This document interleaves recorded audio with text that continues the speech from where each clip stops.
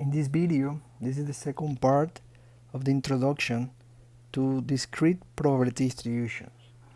So we're going to introduce the concept of cumulative distribution.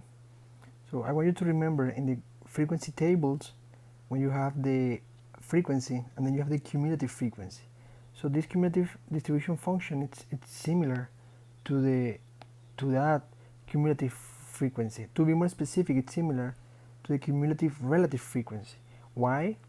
So first, the notation is fx, so capital letter, and I want you to notice that while in the probability distribution we're finding the probability that x is equal to a specific value, now in the cumulative distribution, when we find the probability, it's a cumulative, so it's up to a specific value. That means that it includes the exact value and all the values that are lower than the x that we're looking for. So it's a cumulative probability. That's why in the discrete case is the sum of the probabilities, right? Once we start the continuous case, instead of the sum, we will use the integration. So this is an example. So I want you to remember in the previous video, when we covered a previous example, we had this probability distribution x equal to 1, 2, and 3, and the probability is 0.2, 0.6, 0.2. So let me write it down here. So 1, 2, and 3. And the probabilities are 0.2, 0.6, and 0.2. So this is the probability distribution. Now if you want to find the CDF, or capital letter F, which is the cumulative distribution function, then we need to add up those probabilities. So we create these intervals. So when x is less than 1, the cumulative probability is 0, right?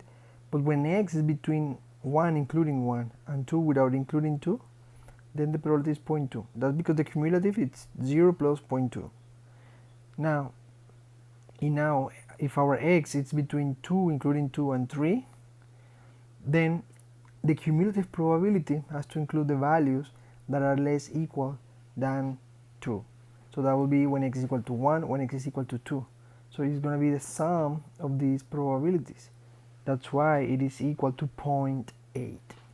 And finally, when x is greater than or equal than 3, remember that this is discrete, then since it includes all the possibilities of the x of this problem, then the sum is going to be equal to 1.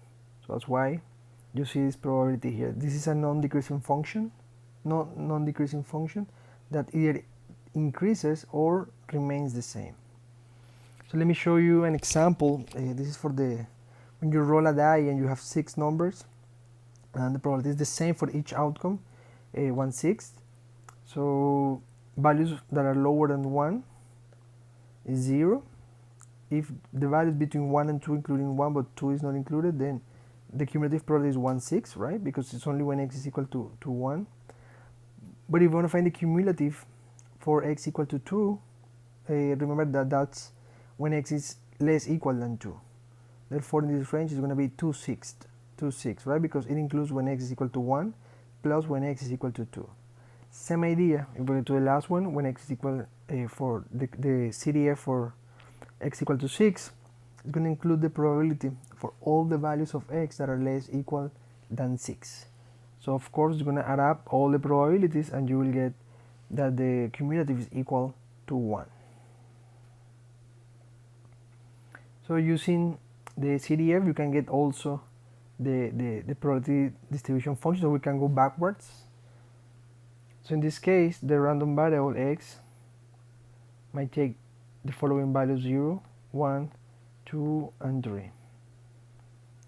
So if we're given the CDF, which is cumulative, that's why the last value is 1, and we want to get the probability distribution function, or PMF, or PDF would be called in the continuous case, then we need to use the difference between the two consecutive classes. So for the first one, when x is equal to 0, then the cumulative value is 1/7, and we need to remove the cumulative of the previous interval. However, it's 0, so it's not going to affect the result. Now when x is equal to 1, the cumulative probability is 1/3, but that 1/3 includes also the probability when x is equal to 0. That's why we need to remove it, so minus 1/7. So that difference will give us the exact probability of x equal to 1. Similar idea when x is equal to 2. So we go to the next interval and we need to subtract, this is the cumulative, now we need to remove the cumulative probability of the previous interval.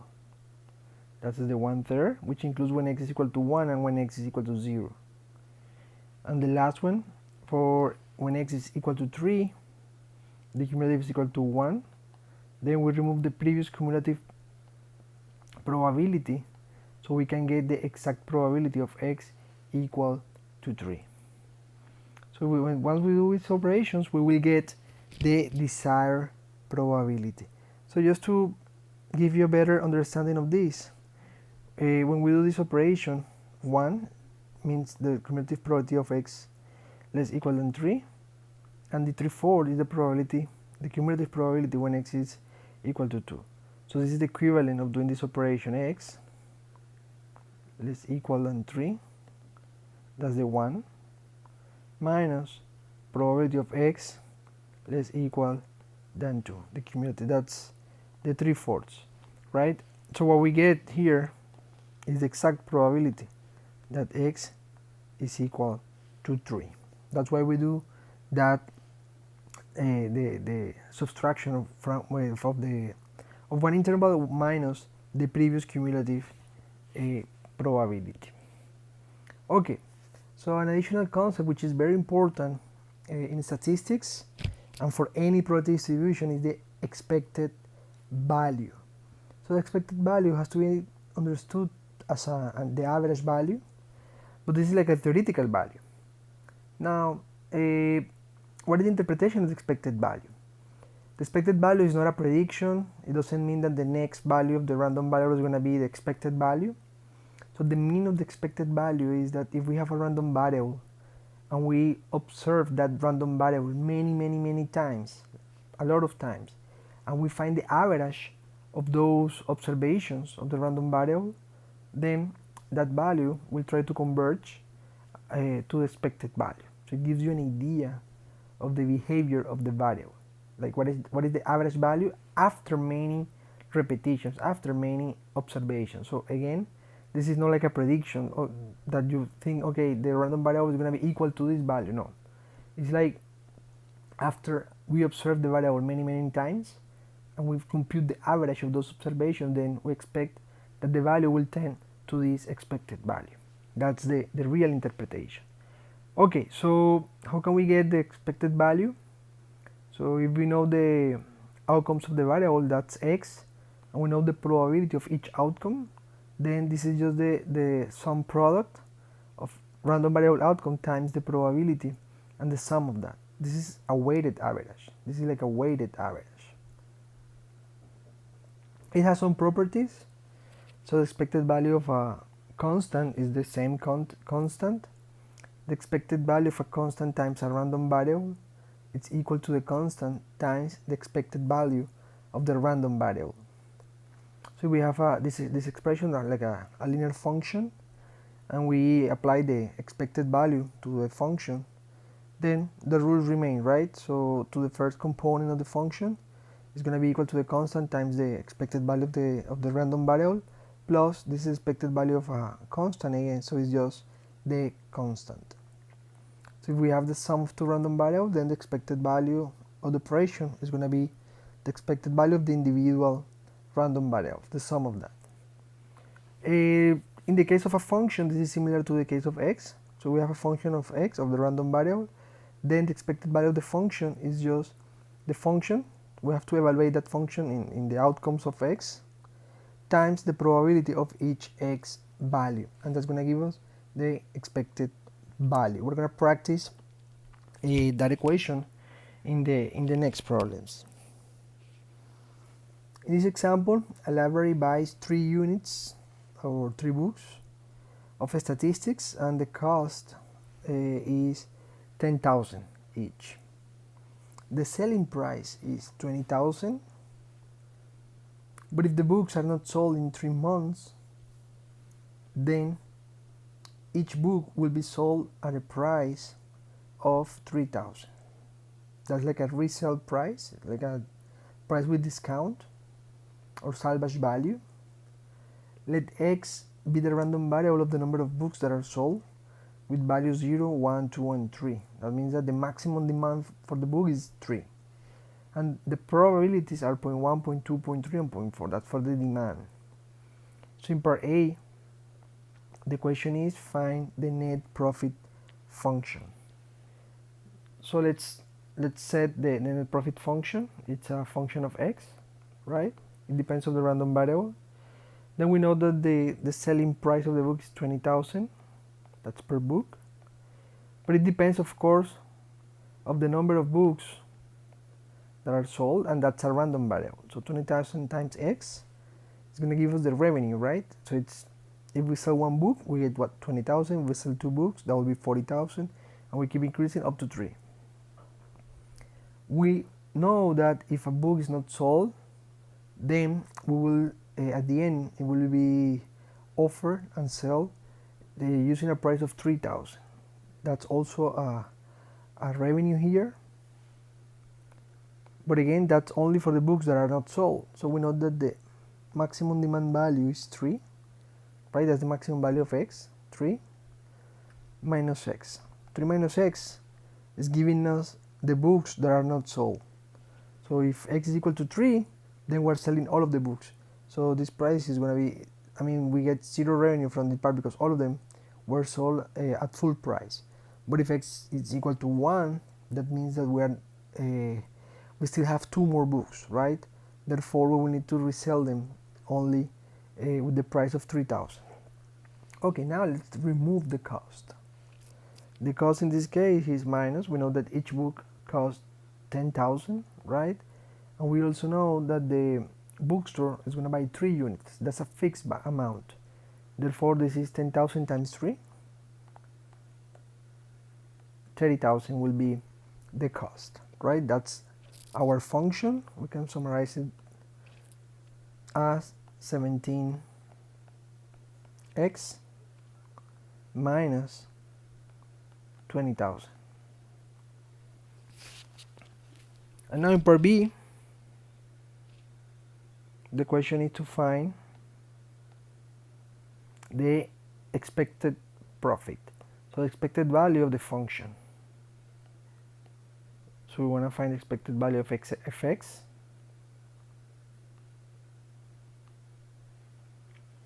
That's the question. So one easy way to do that is, let's use the expected value to the whole expression. So that will be 17,000 times the expected value of x minus the expected value of the constant is the semi-constant, right? So we just need to find the expected value of x, and we will get the expected value of the profit. So for the expected value of x, remember the equation is the sum of x. This is x times the probability of x, right? So we know that here. So when x is equal to 0, the probability is 0.1, plus when x is equal to 1, the probability is 0.2. When x is equal to 2, the probability is 0.3.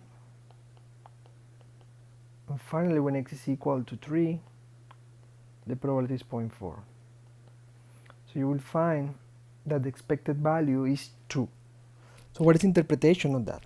That on average, it is expected that the bookstore is going to sell 2 units of that specific book.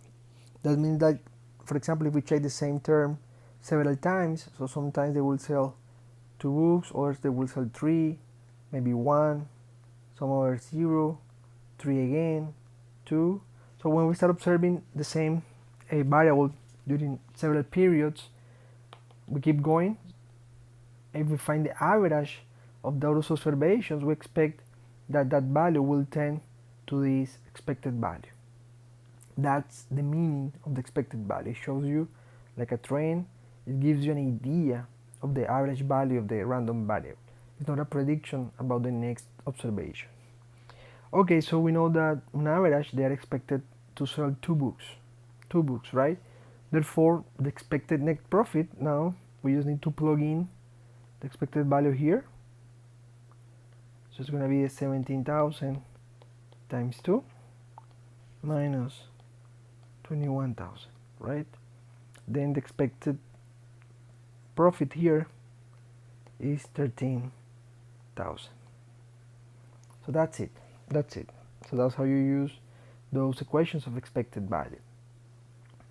Now the variance, remember, is a metric of dispersion. So same idea here. Sometimes you want to measure the variance of a random variable because it gives you an idea of how much uncertainty you are facing when you're dealing with that random variable. So the higher the variance, the higher the uncertainty, right? The more dispersion you have, then the more it will be more difficult to predict something about that variable. Now the equation here, there are like a couple of equations. So this is equation number 1. So this is similar to the variance. Remember the equation of the variance in descriptive statistics. So it's just observation, this is the outcome of the variable, minus the mean value squared. But if you remember in the descriptive statistic unit, then we divide this over the total number of observations, or n-1, depending if it's a sample. But here, instead of that, we are multiplying times the probability. That's because this is equivalent to frequency divided by n, right? This is like the relative frequency, so the probability is like a summation of that. Therefore, this equation is similar to the one that was discussed in the first unit. Or there is an alternative equation to find the variance of a random variable. So it is the expected value of the variable square minus the expected value square. So these two expressions are different, be careful. In the first one, you need to find first for example, if the variable is 0, 1, 2, and 3, like in the previous problem, this is x, then x squared is going to be 0, 1, 4, 9. So it's different, right? So it's not the same thing to find the expected value to this one than finding the expected value to the second one. So this is what is required for this first expression to get the expected value of the second part here. Minus the normal expected value, but to that expected value then you need to square it so you can make the operation. So there are two options again to find the variance, option number 2 and option number 1 and option number 2. There are some properties, of course. The variance of a constant is 0 because it doesn't have variability, it's a constant value. The variance of a constant times the random variable, it's the constant square times the variance of the random variable. And this is similar to the case of the expected value. If you are going to find the variance of the sum of two random variables, then it's just the sum of the individual variances. Okay, let's check this last problem in the video. In a group of 4 products, there are 2 defective items. An inspector tests the products one at a time sequentially until the 2 defective items are found. Once the second defective product is found, the inspection ends. This is critical. In every single problem in this unit, you always need to define the random variable. So here is defined as, let x be the number of tests required to find the second defective product. Remember, there are 2 defective products in a group of 4 products. So now we're being asked here to find the probability mass function, the CDF, the expected value, and the variance. Let's do that. So first we need the probabilities. So remember, we have 4 products in total, right? There are 4 products, 4 units in total, and we know that there are 2 defective units. Then what are the possibilities, the possible values of the random variable? X cannot be equal to 0 because remember, x is the number of units that are tested until you find the second defective item. So you need to check at least 2 units. You need to check at least 2 units to find 2 defective units, right? That means that x is equal to 2 3 and 4. Those are the possible values. It's not possible that x is equal to 1 because only by expecting a single unit you won't be able to find two defective units. You need to check at least two, right? So x is going to be equal to 2, 3, and 4. Now we can get the probability. So what's the probability that we get the two defectives at the same time? So that's going to be 2/4 because there are two defectives out of 4. And then the second one is going to be 1 divided by 3 because there is only one defective left out of 3. Right? This is, remember conditional probabilities? This is the intersection of the two events. So this might be seen like as this. If you remember a little bit, so the probability that the first one is defective times the probability that the second one is defective, given that the first one is defective. So that's what we just did over there. Okay, that's for x equal to 2, 1/6. Now when x is equal to 3, we cannot find the two effectives right away. It's not possible because you will stop right there. So the two scenarios are the first one is defective, the second one not, but the last one is defective. Or the first one is not defective and the last two are defective. This is when 3 units are inspected. When 3 units are inspected. So we get the probabilities in the same way. The first defective, 2/4. The second one is not defective, then there are 2 that are not defective out of 3. And the last one is defective. So it's 1/2. Similar probabilities will be for this one. For the second scenario, that's why it's times 2. So the probability is 2/6. And in the last case, when x is equal to 4, there are 3 possibilities. The defectives are found at the beginning and at the end. Remember, they cannot be together unless they are at the end. Second scenario, the second one is defective and the last one is defective. And the third possibility is to have the two defectives at the end. Remember, it's not possible to have the two defectives at the beginning or in the middle, because once you have the second defective, you just stop checking the items. Then we get the probabilities. Since at the last one it's always defective in these cases, that's why the probability here is equal to 1 at the end, right? Because the only one left is defective. And these 3 multiplications represent the probabilities for the first 3 parts, and of course times 3 for the 3 scenarios. Even though they change the order, the 3 scenarios will give you at the end the same probabilities. So when you add up all the probabilities, this is 3/6. So we get the probability mass function. So for each x, for each outcome of the variable, we know the probability, right? We know the probability. Now using that probability, we will create the CDF. Remember, the CDF is cumulative. So, and it begins when x is equal to 2. So if x is less than 2, then it's 0. So for x lower than 2, the cumulative probability is 0. Now if x is between 2, including 2, up to 3 without including 3, this is the second interval, the probability is going to be 1/6. It's the first one, right? It doesn't have like previous values, that's why the cumulative is equal to the exact probability. But now, when x is equal to 3, the interval is when x is between 3 and 4 without including 4. And the probability is going to be the sum of the previous values, right? So that's 1/6 plus 2/6. That's how we get the 3/6 here, right? And of course the last one, when x is greater than or equal to 4, then the cumulative probability is just the sum of all of the probabilities. That's why we get the number 1. And to find expected value, we just use the equation.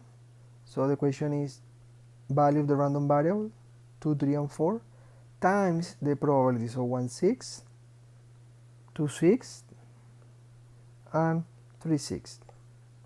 We get the expected value of the random variable.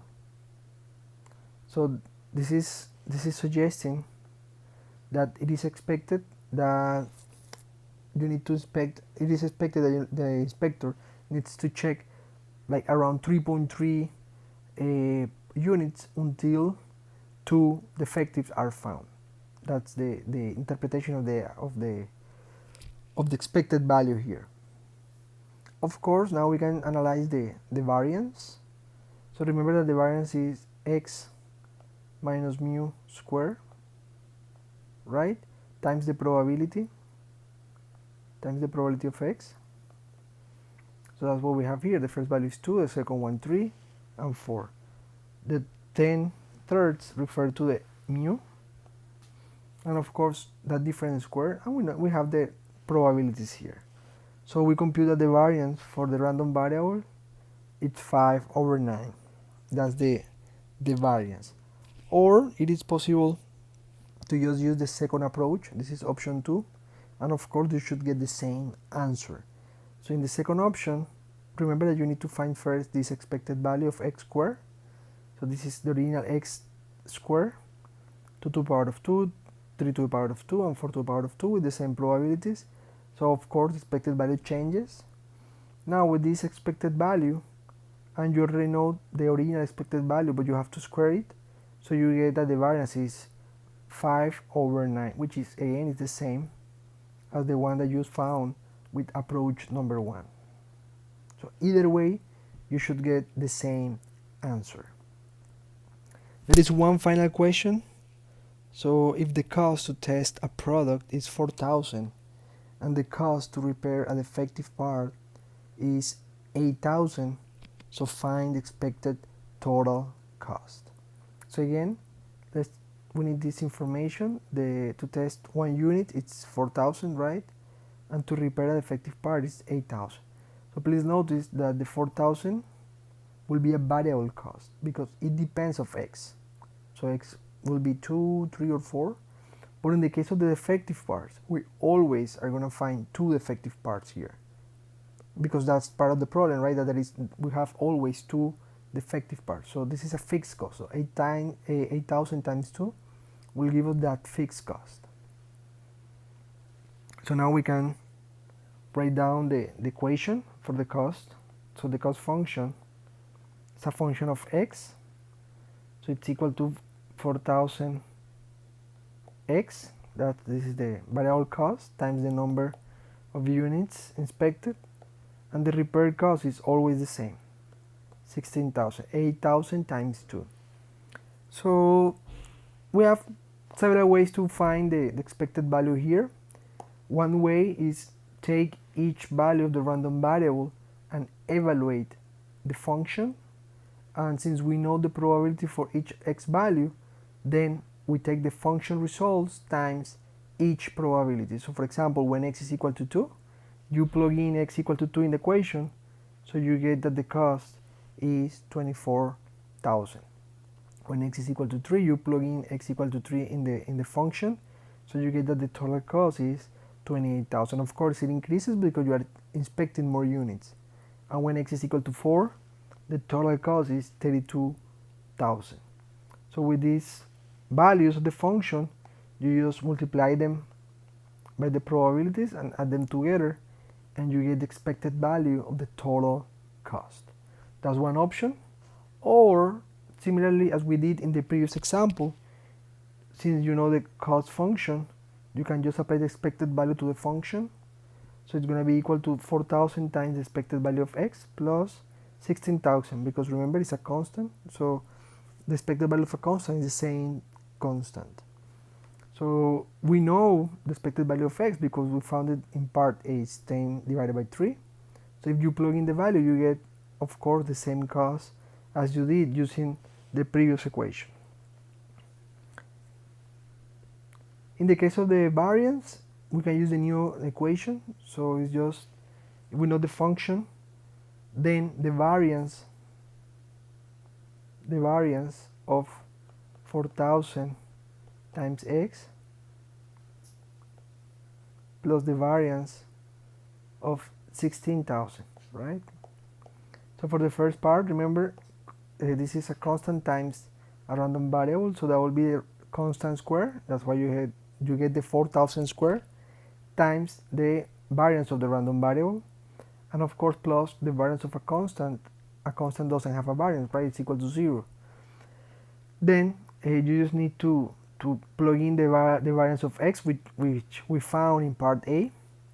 So you just multiply them and you will get the answer for this part B. Okay guys, this is everything in this video. So I highly encourage you to practice both methods for the expected value and for the variance. I'll see you in the next video.